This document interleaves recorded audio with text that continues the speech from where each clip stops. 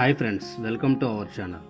ముందు భాగంలో దుర్యోధనుడు పాండవులను హింసించడానికి అనేక ప్రయత్నాలు చేశాడు. ఆ విషయాన్ని ఎంతో క్లుప్తంగా వివరించుకున్నాం. ఈ వీడియోలో దుర్వాస మహర్షి పాండవుల ఆశ్రమానికి రావటం మరియు కృష్ణుని లీలలతో పాండవులు ఏ విధంగా రక్షించబడ్డారో అనే విషయాన్ని వివరంగా తెలుసుకుందాం.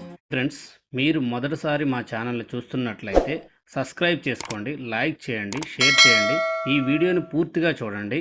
మేము చేసే ప్రతి ఒక్క వీడియో మీకు మెసేజ్ రూపంలో సమాచారం అందుతుంది. ఫ్రెండ్స్, ఈ మహాకావ్యం గురించి ప్రతి ఒక్కరూ చిన్నపిల్లల దగ్గర నుంచి పెద్దవాళ్ళ వరకు అందరూ తెలుసుకోవాలి. ఎందుకంటే ఇది ప్రపంచంలో అతి పొడవైన ఇతిహాసం మరియు హిందూ పురాణాలలో అతి పెద్ద పురాణం. దీన్ని తెలుసుకోవడం ద్వారా మనిషి అద్భుతమైన జ్ఞానాన్ని పొందవచ్చు. ఈ మహాకావ్యంలో ధర్మం, అధర్మం, న్యాయం, అన్యాయం, కష్టం, సుఖం ఇటువంటి ఎన్నో సంఘటనల గురించి వివరించబడ్డాయి. కాబట్టి మహాభారత గ్రంథాన్ని చదవడం, వినడం, తెలుసుకోవడం చేయాలి. ఇక వీడియోలోకి వెళ్దాం ఫ్రెండ్స్. ఒకసారి పాండవులు అరణ్యవాసం చేస్తూ అడవిలో ఉన్నారు. అప్పుడు వారికి అపరిమిత ఆగ్రహం కలిగిన దుర్వాస మహర్షి తన శిష్యులతో కలిసి వారి ఆశ్రమానికి వచ్చారు. దుర్వాస మహర్షి పేరు వినగానే అందరికీ భయం. ఎందుకంటే ఆయనకు ఏ చిన్న అసంతృప్తి కలిగించినా క్షణంలోనే శాపం పెడతాడు.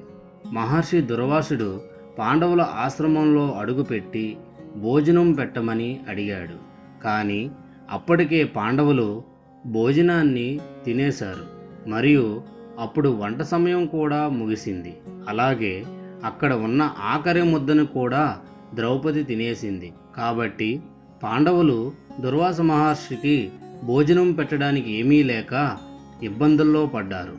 అప్పుడు కృష్ణుడు పాండవులకు సహాయం చేయాలని వారి ఆశ్రమానికి వచ్చాడు. ద్రౌపది తన సమస్యను కృష్ణుడికి చెప్పింది. ఆ సమయంలో కృష్ణుడు ద్రౌపదిని ఆశ్చర్యపరుస్తూ పాత్రను తీసుకో అని అన్నాడు. ద్రౌపది వంట పాత్రను చూపించగా దానిలో ఒక చిన్న కూరలో వేసిన ఆకు మాత్రమే ఉంది.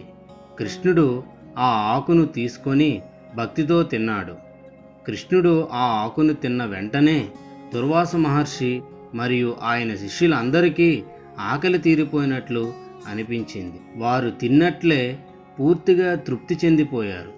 దుర్వాస మహర్షి ఆశ్రమం వద్దకు తిరిగి వచ్చి, ఇప్పుడు మాకు భోజనం అవసరం లేదు, చాలా తృప్తిగా ఉన్నాము అని చెప్పి పాండవులకు శాపం నుంచి రక్షించాడు. ఈ కథ ద్వారా కృష్ణుడు పాండవులను ఎప్పటికప్పుడు ఎలా రక్షిస్తాడో, విశ్వంలో ఆయన లీలలు ఎలా పనిచేస్తాయో మనం తెలుసుకోగలం. పాండవులు భక్తితో కృష్ణుడిని ఆశ్రయించగానే వారి కష్టాలను తీసుకొని ఏమి చేయలేని పరిస్థితిలో కూడా కృష్ణుడు ఏదో ఒక మార్గం చూపించాడు. ఈ విధంగా దుర్వాస మహర్షి పాండవుల ఆశ్రమానికి రావడం మరియు కృష్ణుని లీలలతో పాండవులను రక్షింపబడడం జరిగింది. ఇది మహాభారతంలోని అతి పెద్ద ఘట్టంగా మారింది. Thanks for watching friends.